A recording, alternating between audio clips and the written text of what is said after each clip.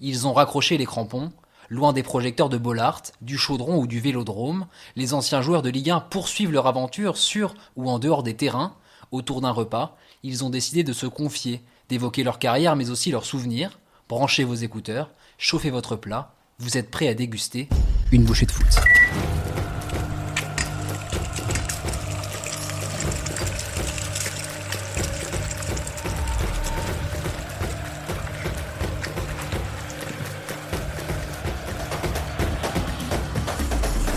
Donc aujourd'hui, on est reçu par Benjamin Nivet, ancien joueur pro, passé par Auxerre, Châteauroux, Caen et Troyes. Comment tu vas, Benjamin ? Bah ça va bien. Avec moi, comme d'habitude, le porte-couteau de cette émission, Jérémy Docteur. Comment ça va, Jérémy ? Salut Julien, salut Benjamin, ça va. Écoute, aujourd'hui, on est à Troyes.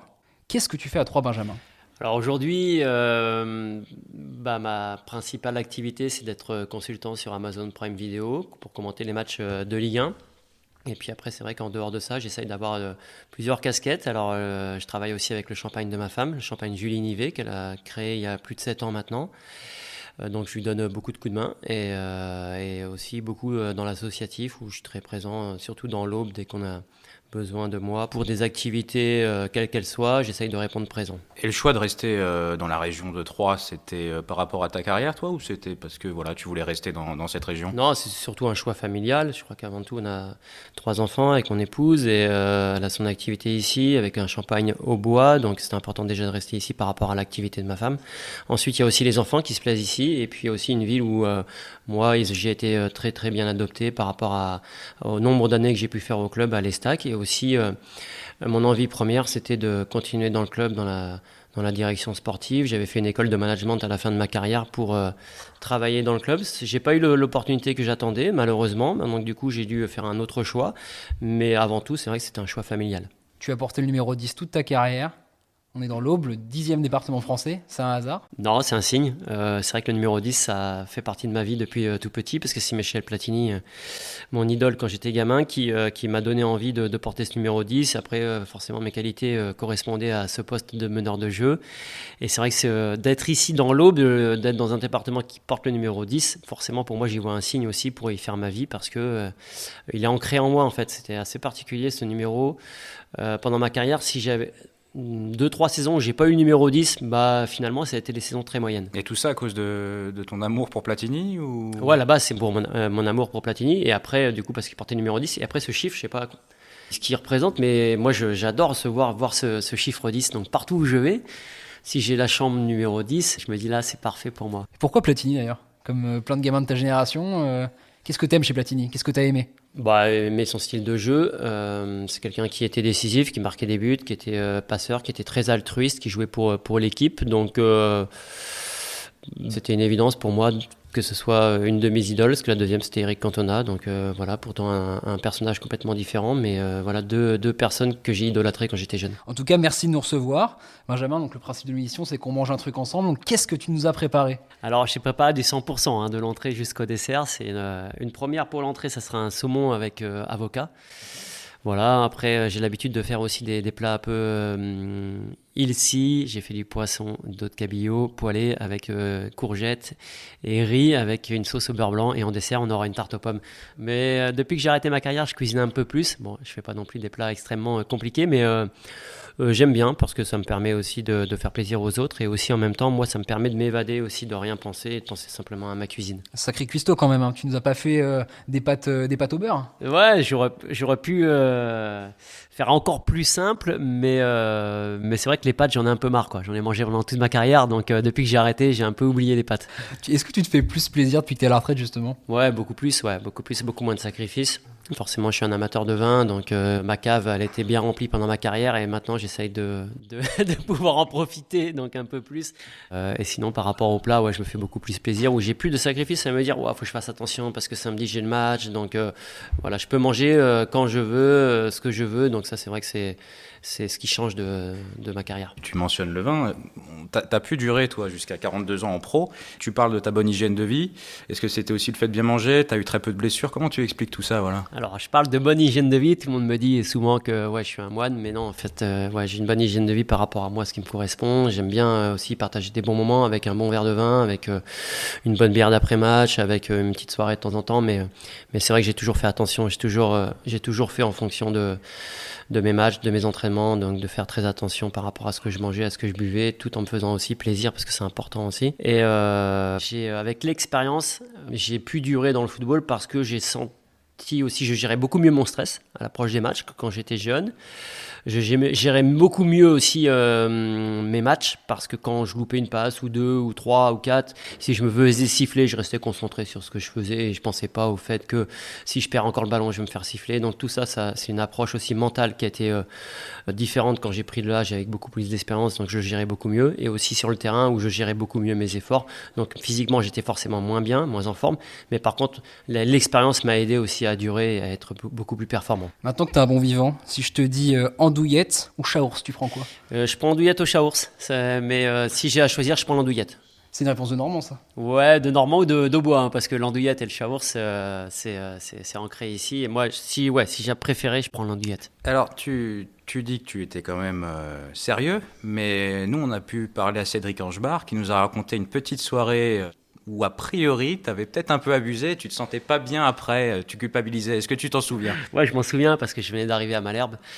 Et Franck Dumas avait instauré un apéro tous les soirs pendant le stage d'avant-saison et une soirée à la fin du stage, après le match. Et je suis sérieux, mais j'aime bien aussi profiter. Et quand je sais que je peux le faire, et ben je me livre totalement comme quand je suis joueur, quoi. Je suis à fond.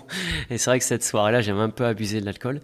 Et comme je suis quelqu'un qui ne tient pas énormément, et ben du coup, le lendemain, c'est vrai que je m'en voulais un peu parce que je venais d'arriver au club et forcément quand vous avez les échos le lendemain matin de ce qui s'est passé la veille, forcément, vous faites un profil bas. J'ai commencé à taper un peu dans ce qu'il y avait. Bon, allez-y. Hein. Franchement, c'est super bon. Donc, c'est du saumon avec de l'avocat. C'est vraiment incroyable. Jérém, tu te régales? Attends, je sais pas commencer. Bah vas-y. J'écoute religieusement et je vais attaquer. On se régale. Ouais, c'est pas mal. Moi, j'adore. Après, c'est mes deux saumon avocat déjà. Ça. Petite pointe de citron. Hein. Un petit peu, un petit peu de citron. Un peu de ciboulette. Non, c'est bon. Le saumon. Rien de très compliqué. Hein. On va passer un petit peu sur ta vie d'après. Tu as commencé à en parler, Benjamin. Tu es resté à Troyes, tu as passé un master de manager général de club sportif. Est-ce que ce master de manager général de club sportif, c'est pour entraîner à l'avenir? Non, à la base, c'était plus pour être dans un rôle de directeur sportif, plus dans une politique sportive d'un club. C'est surtout ça qui m'animait. Même si entraîneur, je sais que ça me plairait aussi. Voilà, à un moment donné, il fallait faire un choix entre les deux.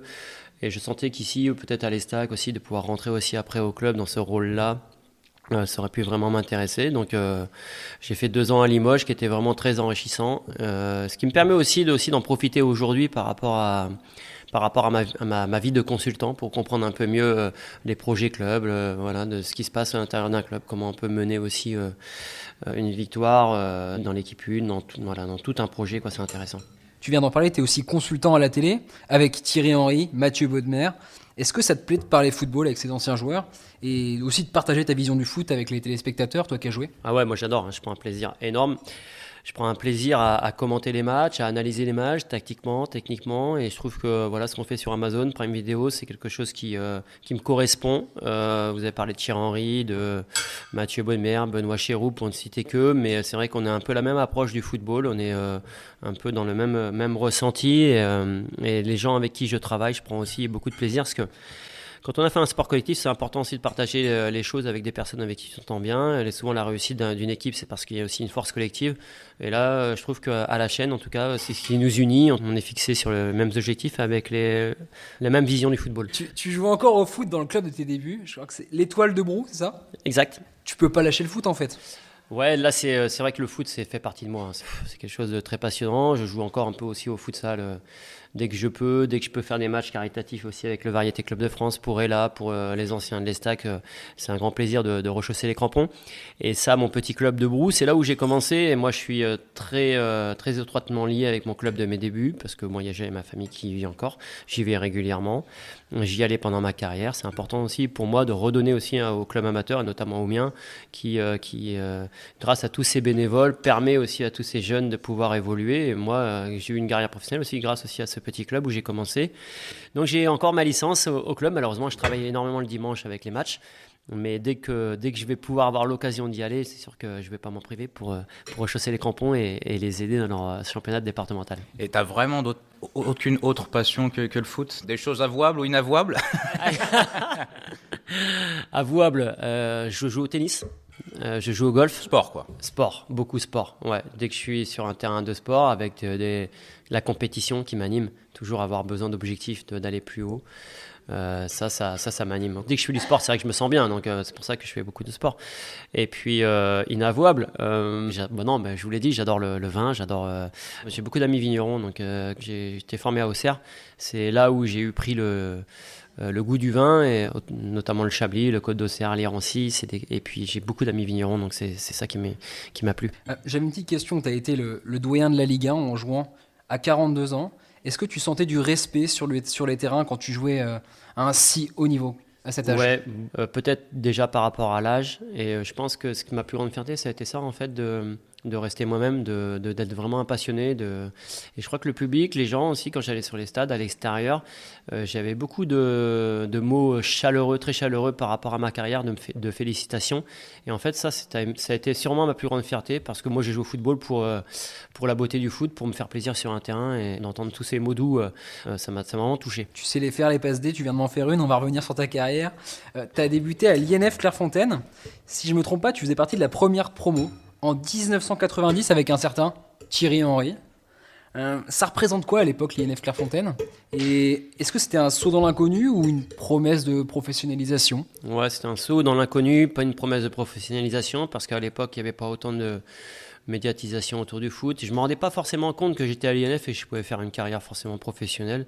Ça faisait partie de la continuité de mon apprentissage de jeune. J'étais en sport-études à Châteaudun, dans un club à côté de Brou. Et l'INF, j'ai fait le concours d'entrée parce que mon père aussi était... derrière moi, il m'a beaucoup soutenu.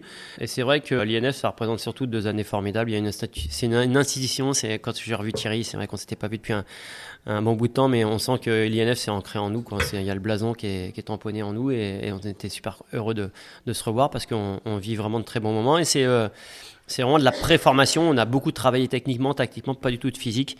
Et ça m'a permis aussi de vraiment énormément progresser sur ces 2 années. Par la suite, tu as fait le centre de formation d'Auxerre, mais tu t'es pas imposé. Ensuite, tu es parti à Châteauroux, puis tu es revenu à Troyes, en Ligue 1, dans l'équipe d'Alain Perrin, avec plus de confiance. Pourquoi est-ce que tu t'étais pas imposé à cause de ta timidité? Ouais, entre autres. Déjà, il y avait une très très grande équipe à la JOCR. C'est parti du top 3, Big 5 à peu près de l'époque de la Ligue 1, champion de France à 96. Et puis, je pense qu'aussi, je me suis pas assez imposé. J'étais trop timide, trop réservé. Et j'ai pas réussi à m'imposer, ce que j'encourage souvent après, d'ailleurs, dans ma carrière, où les jeunes qui arrivaient, je leur disais de ne pas se poser de questions. Je pense bien sûr à Blaise Matuidi, que j'ai connu quand il a commencé. Et moi, par contre, c'est ça peut-être qui m'a manqué. Tu as été un peu le spécialiste des montées-descentes. L'année de ton arrivée, vous retournez en Ligue 2 avant de remonter en 2005 avec Jean-Marc Furlan et Blaise Matuidi, puis de redescendre. Comment est-ce qu'on gère ces ascenseurs émotionnels quand on est un joueur pro? Très mal. Mais bon, voilà, ça fait partie de ma carrière. C'est une fierté d'avoir fait autant de montées, mais un mal-être de descendre, parce que c'est vrai que c'est des moments très très difficiles. Je me souviens de certaines vacances qui ont été très compliquées. Je me rappelle surtout la plus dure qui a été à Valais, c'est celle que j'ai connue avec Malherbe à Caen, où on avait vraiment une belle équipe, et c'est vrai que la fin de saison, on a été en chute libre, donc c'est vrai que c'est vraiment très difficile, surtout les descentes à vivre. Sans manquer de respect à des équipes comme Troyes et Caen, est-ce que tu as des regrets de ne pas avoir rejoint des clubs peut-être de plus haut standing? Est-ce que tu as eu déjà ces opportunités, et avec le recul, est-ce que tu aurais pu faire les choses différemment, ou est-ce que finalement tu es très content de ce que tu as fait? Non, alors déjà, moi je suis très très content, très heureux de ma carrière, de ce que j'ai fait. J'ai aucun regret par rapport à mes choix, ou je ne reviendrai pas dessus, et ça c'est vraiment aucun regret. Après, c'est vrai que j'aurais bien aimé à un moment donné connaître un petit peu des équipes du haut de tableau pour voir, moi, côtoyer ces joueurs de plus haut niveau, mais voir ce que j'aurais pu donner à l'intérieur de ces équipes. J'ai eu une légère opportunité avec l'Olympique de Marseille à l'époque, parce qu'ils étaient intéressés pour ma venue, mais il fallait attendre, alors que Stade Malherbe de Caen, il y avait aussi Nancy qui me voulait absolument, et comme Troyes en étant en Ligue 2, à un moment donné, je pouvais plus non plus trop attendre, et puis il y a aussi la JOCR qui était revenue aussi à la charge l'année où ils font la Ligue des Champions avec avec Jean Fernandez, Cédric Angebar, Benoît Penretti à l'époque, qui finissent 3e. Et voilà, mais bon, c'est comme c'est les carrières, à un moment donné, il faut faire des choix. Mais je suis très fier de ce que j'ai fait et je ne reviens pas, et aucun regret sur ma carrière. Je suis en train de me régaler, c'était une question, Jérém, parce que je suis en train d'attaquer. Je crois que Benjamin peut attaquer un petit peu aussi son saumon. Oui, est-ce qu'on laisse un peu manger les gens peut-être. Oui, peut-être, ouais. Non, mais j'avoue qu'on se régale du coup. Moi, c'est fini, tu vois. Il n'y a plus. Comme d'hab, hein. On va parler un petit peu avec Jérémy. C'est la chronique à table, la chronique où on met les pieds dans le plat.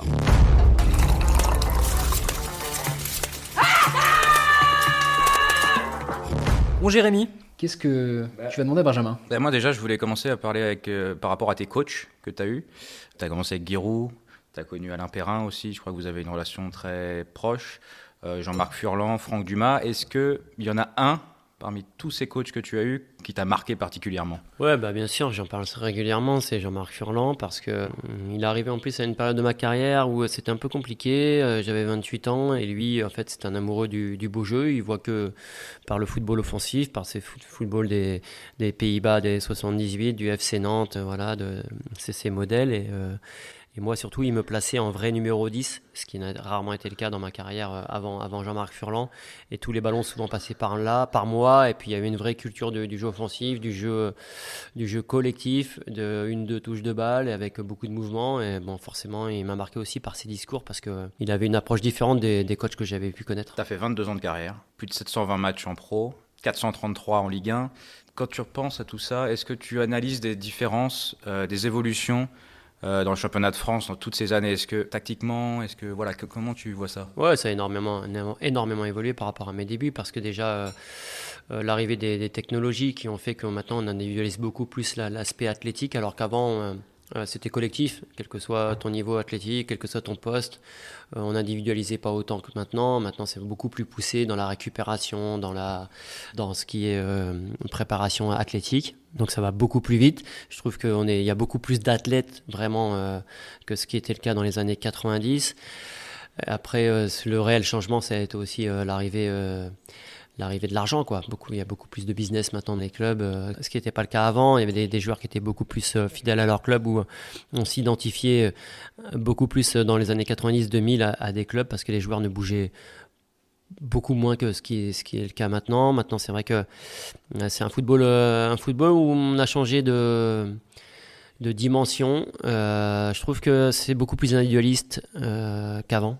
Les joueurs pensent beaucoup plus à leur carrière, mais c'est le modèle qui est fait comme ça.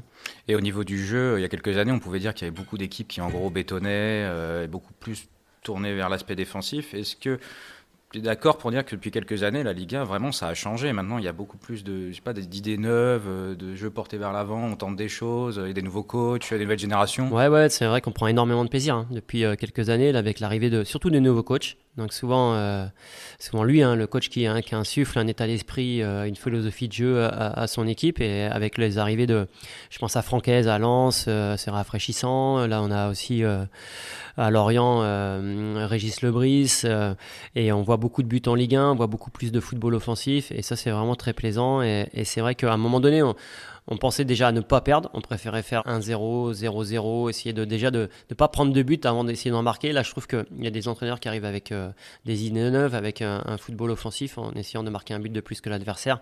Ça donne un attrait nouveau pour le football français. Ton style de jeu, pas forcément très mobile, tu vois, le porte pas mal, mais t'étais pas le mec qui multipliait les courses, pourtant très technique. Est-ce que le fait de bien te placer, de pas faire des courses dans le vide, tu penses que ça t'a permis de jouer plus longtemps que les autres? Bon, je vais revenir un petit peu sur ce que tu dis. Alors, j'allais pas très vite, certes, mais je courais énormément sur un terrain. Je faisais quand même celui qui faisait plus des kilomètres dans mon équipe. Donc, j'étais quand même assez mobile, sauf que j'allais pas vite. Ça, c'est sûr. J'avais pas des courses très rapides. Mais, et puis ta question, du coup... Du coup, est-ce que le fait de pas courir dans le vide, finalement, est-ce que ça t'a permis d'être plus endurant que les autres et d'avoir une carrière beaucoup plus longue? Ouais, ça m'a permis surtout d'avoir une carrière beaucoup plus longue, parce que c'est vrai qu'après, sur la fin de ma carrière, je courais moins qu'avant, quoi. Ça c'est une évidence.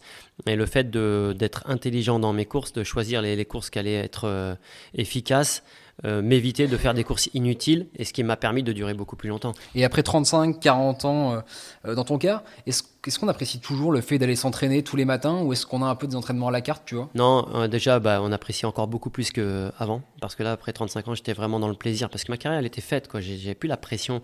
Parce qu'en fait, il y a aussi ça qu'on oublie de dire, c'est que le footballeur a énormément de pression tous les week-ends. Tous les week-ends, il est jugé, il faut qu'il garde sa place. Donc c'est beaucoup de pression. Et après 35 ans, en fait, cette pression, je me le suis vraiment enlevée de la tête. J'étais vraiment pour prendre énormément de plaisir sur un terrain, et j'ai eu la chance aussi, dans ma fin de carrière, d'avoir 2 coachs, Jean-Marc Furlan et Jean-Louis Garcia, qui m'ont permis aussi de pouvoir durer en me mettant aussi des fois des entraînements à la carte, de m'utiliser à bon escient, et ce qui m'a permis aussi de faire une belle fin de carrière. Tu as parlé de Platini, qui t'a beaucoup inspiré, j'imagine, mais au fil de ta carrière, est-ce que tu as croisé des joueurs qui ont eu un impact important dans ton jeu, dans ta manière de voir le foot, qui ont peut-être modifié certaines choses de ton jeu? Il y a des joueurs qui ressortent comme ça au milieu de terrain? Il y en a un au début de ma carrière, quand j'étais à Châteauroux, c'est Cédric Dory. Lui, il était en fin de carrière, on avait le même poste, on aurait pu être en concurrence, et en fait, il m'a donné énormément de conseils pour que je progresse par rapport à lui, ce qu'il avait connu pendant toute sa carrière, et ça m'a resté tout le temps dans la tête, en me disant que moi aussi, plus tard, je ferais comme lui, parce qu'on était en concurrence, donc il aurait pu très bien aussi, le petit jeune qui arrive, je vais lui prendre sa place, qu'est-ce qu'il croit? Et non, lui, il était dans le conseil, et ça m'a énormément touché, et ça m'a servi aussi à la fin de ma carrière, où de donner vraiment beaucoup de conseils aussi aux plus jeunes qui arrivaient dans le milieu professionnel. De mémoire, je crois qu'il y a un match où tu es sur ta fin de carrière, c'est un barrage où tu mets un but magnifique alors que tu es. Je me dis, tu vas être cramé, je sais plus quelle minute du jeu. Est-ce que tu vois de quelle parle? Ouais, bien sûr. Oui, celui-là, c'est contre l'Orient. Exactement. Ouais, pratiquement la fin du match. Et en plus de ça, c'est marrant parce que à la mi-temps, le coach Jean-Louis Garcia, j'ai 40 ans, il sait qu'il y a un match 3 jours après à Lorient, le match retour, et il me dit, je pense que je vais sortir vers la 65e, 110e, qu'est-ce que t'en penses? Tu vas au bout, comme ça. Et moi, je lui dis, coach, je me sens super bien, je pense qu'il vaut mieux que je finisse le match et on verra après dans 3 jours. Et c'était bien parce que cette discussion, je me rappelle à la mi-temps, et finalement, j'avais senti les choses, et ce qui est important, c'est qu'il y a un entraîneur qui vient te voir pour en parler, parce qu'il sentait qu'il avait confiance en moi, et cette relation mutuelle, c'était important aussi pour la fin de ma carrière, pour vivre des choses comme celui-là, parce que si je lui dis pas, finalement il me sort à 65, 110e, il n'y arrive pas ce but à la 90e, parce que j'étais cramé, j'étais vraiment cramé. Mais j'ai joué juste les coups qu'il fallait, quoi. Ouais. Quand on prend des années, et à quel point ça devient plus dur de récupérer physiquement après les rencontres? Est-ce qu'il y a un seuil, un âge où c'est vraiment, t'as senti une différence, ou est-ce que c'était progressivement? Ouais, non, il n'y a pas un seuil, un âge, en fait, c'est vraiment particulier, parce que chaque année je trouvais que je récupérais toujours bien. C'est venu peut-être progressivement. En fait, ce qui faisait vraiment la différence quand tu as... Bon, moi j'avais une très bonne hygiène de vie, en même temps j'ai des gènes qui m'ont permis de durer, puis l'expérience, mais c'est surtout le fait que si tu sortais à la 75e, 80e, tu n'allais pas au bout de tes réserves jusqu'à la 90e et les arrêts de jeu. C'était là qu'était intéressant, des entraîneurs qui m'ont sorti avant la fin du match. Parce que moi, je ne voulais pas sortir sur le terrain, même à 40 ans. Mais de me sortir à 70e, 75e, ça me permettait de ne pas aller au bout de mes réserves et de pouvoir récupérer beaucoup mieux. On parle beaucoup du Benjamin Nivet à 40 ans. Il était comment, le jeune Benjamin Nivet, fougueux sur le terrain? Comment est-ce que tu te décrivais? Je me décrivais à trop vouloir bien faire, en fait. Et à trop vouloir bien faire, finalement, ça m'a mis des freins dans mon début de carrière. À partir du moment où je me suis enlevé ça de la tête, ça m'a permis d'enlever des blocages et d'être beaucoup mieux. Parce que c'est vrai, quand j'étais jeune, il y a beaucoup qui venaient me voir, des anciens, ils ne comprenaient pas pourquoi je n'étais pas titulaire en équipe. Par rapport à mes qualités, j'aurais dû m'imposer beaucoup plus rapidement dans cette équipe, mais j'avais trop de freins par rapport à ça. J'avais trop de respect par rapport aux anciens qui jouaient à mon poste. Et je trouvais toujours les joueurs peut-être meilleurs que moi, alors que ce n'était pas forcément le cas. Donc je me suis mis des freins. Tu parlais des anciens. Toi, quand tu étais gosse, t'avais qui en poster dans ta chambre, si t'en avais? Platini, essentiellement Platini, l'équipe de France, et fan du Paris Saint-Germain, et puis d'Éric Cantona. T'as essayé de le copier un peu, Platini, sur le terrain, à un moment? Ouais, t'essaies toujours de copier, en fait, tout ce que tu vois qui réussit. Moi, j'ai copié Platini, bien sûr, par rapport à sa qualité de passe. J'adorais son jeu long, ses coups francs. On essaye de regarder un petit peu ce qu'il fait. Et il y a un joueur aussi que j'ai adoré quand il était au PSG, j'étais fan, c'était Ginola, et il faisait un inter-exter. Souvent, tout le temps, il le réussissait. Et je me dis, à chaque fois qu'il le fait, il le réussit. Et du coup, moi, c'est aussi un petit peu ma marque de fabrique, quoi. Les joueurs, quand on joue avec moi ou contre moi, ils me disent fais pas ton inter-exter, mais souvent il marchait. Donc c'est pas un cliché, vraiment les joueurs de foot pro peuvent regarder d'autres joueurs de foot pro. Ouais, exactement. Ouais, on regarde les autres joueurs pour voir, et souvent on peut copier ce qu'ils font pour essayer de le faire toi-même et que ça marche, quoi. Le petit plat du pied de Titi Henry, tu lui en parles ou pas? Ouais, je lui en parle, mais ça c'est sa spéciale, j'ai jamais réussi à le faire, mais c'est vrai, Lui, il le faisait tout le temps et ça marchait tout le temps. C'est incroyable, le gardien, il savait qu'il allait le faire, mais il le faisait et ça marchait. On se régale, Benjamin, qu'est-ce que tu nous as préparé pour la suite du coup? Alors, d'autres cabillaud, courgettes, poêlées de courgettes, du riz et une sauce au beurre blanc avec des échalotes. On va bien manger avec ça, je pense que c'est l'heure de faire le petit jeu. Et on accueille celui qui se porte mieux à table que sur les terrains, Mathis Lescane. Je crois que c'est l'heure de la recette magique.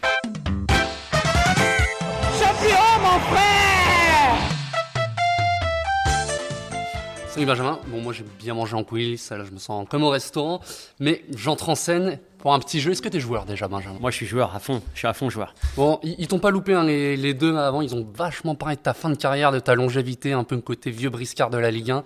Pas très sympa les gars, mais je vais faire pareil. L'idée c'est de revenir sur un match qui selon nous a été marquant dans ta carrière, et tu devras nous retrouver les 10 joueurs qui étaient à tes côtés au coup d'envoi. Donc on remonte un petit peu le temps, on va en 2014 au stade Gerland à Lyon. Est-ce que déjà tu vois de quel match j'ai envie de te parler? Ça me parle pas. Ah, ça va être génial. Commence bien. Ça va être génial. Donc c'est une demi-finale de Coupe de la Ligue. C'est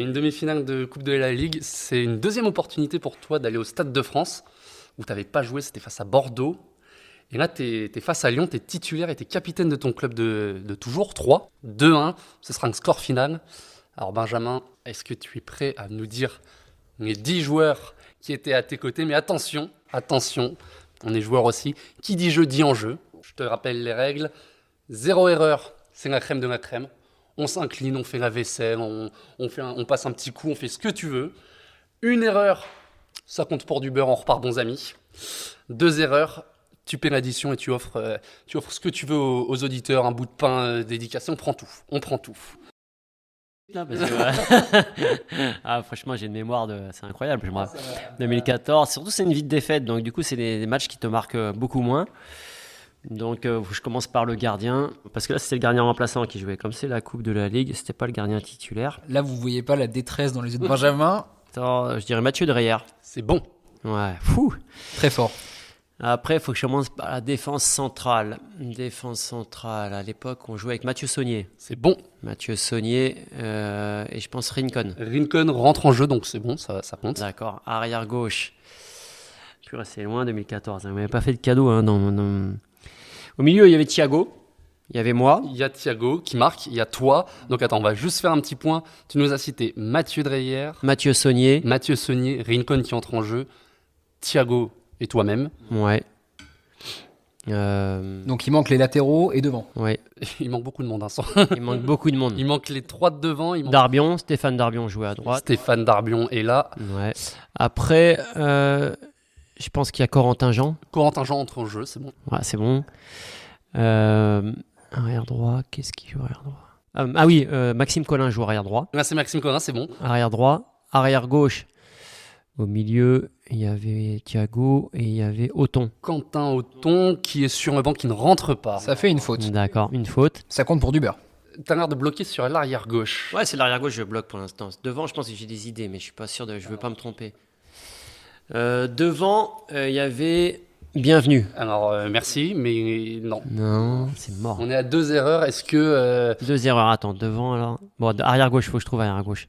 Au milieu, donc Thiago, il jouait avec. Alors, je te donne un indice déjà, c'est que tu nous as fait tout le milieu de terrain. Il y a 3, vous jouez à 3 devant. Il te manque l'arrière gauche et la ligne d'attaque. Moi, je donne un dernier indice parce qu'il y a un joueur qui a joué avec toi à Caen, si je me trompe pas, à gauche, milieu de terrain. Qui faisait pas forcément des passes longues. Ben Kalfala. Ouais. Ah oui, Faïd était là, Ben Kalfala. Latéral gauche, donc il a le même nom de famille qu'un joueur qui a joué à Liverpool. Et je crois qu'il est passé par Strasbourg. Ah, arrière gauche qui est passé par Strasbourg. Un certain Lionel. Ouais, je sais qui c'est. Il est parti après même à Galatasaray, je crois.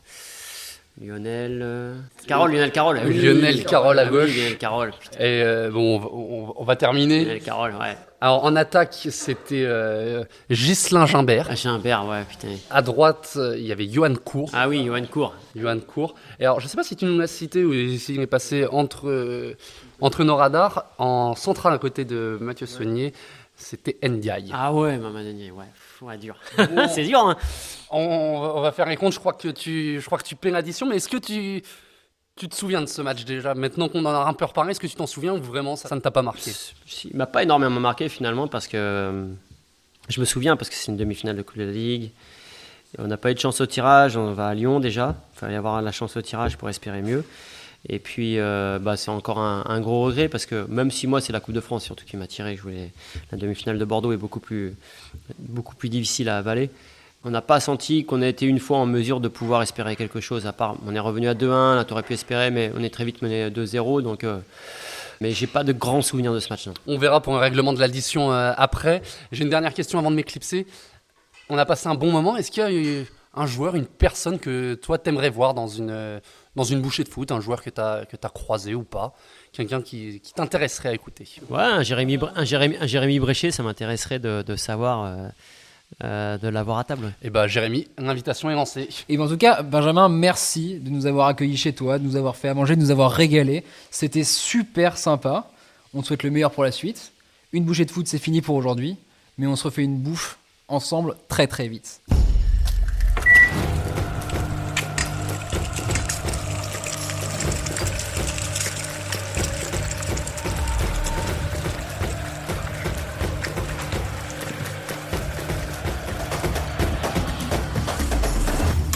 C'était Une bouchée de foot, un épisode réalisé par Thomas Vinclair, produit par Julien Elion, Jérémy Docteur et Mathis Lescal.